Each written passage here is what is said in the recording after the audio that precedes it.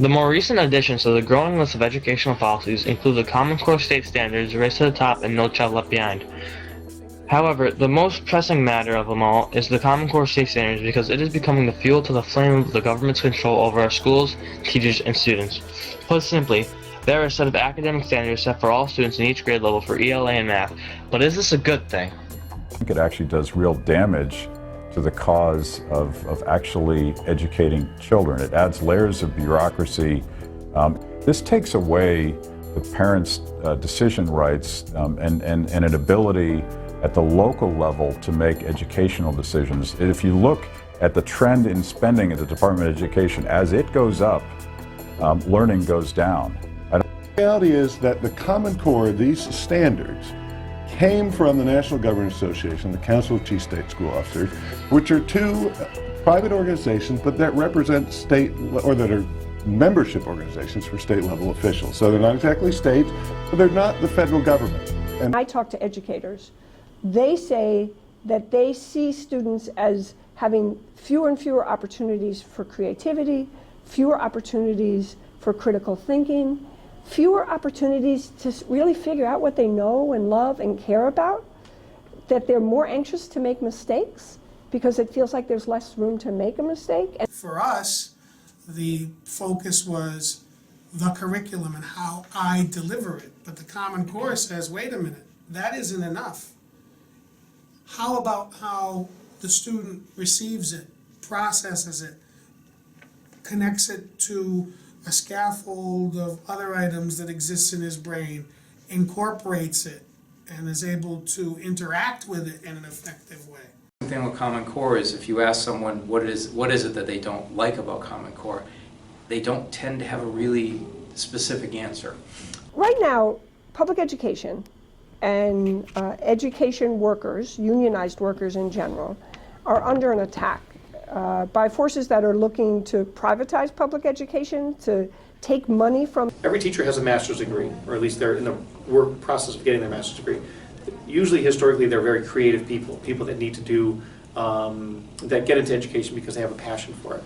So as standardized testing takes away from that. It takes away from the creativity that a teacher can exert within his or her classroom. So we have a community like Ludlow where we have a really strong Portuguese community in town, so we have Portuguese as a language all the way down here in the middle school. And but you know, that may not necessarily be appropriate for somebody in a different state or even a different part of Massachusetts. That's a lot of what's being lost, is that local flavor and the ability to shape education to meet the needs of the community. Common Core standards are a highly controversial set of initiatives put together by a group of people, of which the majority of these people never taught or weren't educators, that ask teachers to focus not only on what a student has done, but how they do it. But they are largely rejected by teachers and educators because it takes away their creative freedom to teach. When you standardize testing and curriculum across the country, is that Pearson, the largest assessment company in the world, or McGraw-Hill, one of the second largest, they don't have to make 50 different textbooks. They can make one. And that means they're going to make a lot more money. Some of the students in front of you, the testing then starts to control how you even get to use the standards. And that's when it becomes dangerous. The thing about standardized testing is that it gives us the tiniest piece of information about a student. It's a very small, it doesn't tell us how they think, it doesn't tell us how their thinking has developed. It doesn't help us understand the nature of the roadblocks that they run into in any particular content area or in their interdisciplinary work. It really is such a narrow piece of information. Park testing is it's being presented as if it is going to give us more valuable information, but it's still just a standardized test. That's only one tiny piece of information, and very possibly, given all that our teachers know about their students and that our parents know about their children, it might be the most meaningless piece of information. The MCAS is Massachusetts' main standardized test and is done with a number 2 pencil and a piece of paper. Recently, though, a new computerized test is being tested and may soon replace the MCAS, even though it doesn't promise any new information. NCLB, No Child Left Behind, really was the piece of legislation that got the ball rolling. It really started to push this standardized testing agenda. It really started to push this high-stakes accountability.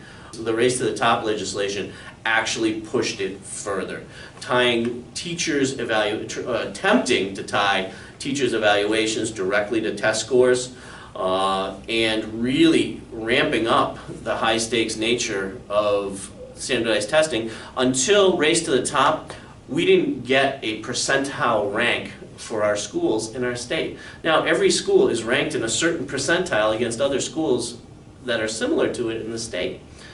You know, that leads to, you know, a concern, so that the concern comes more about the test scores than improvement of our educational structure. I actually think that the people who are driving these reforms don't have good intentions.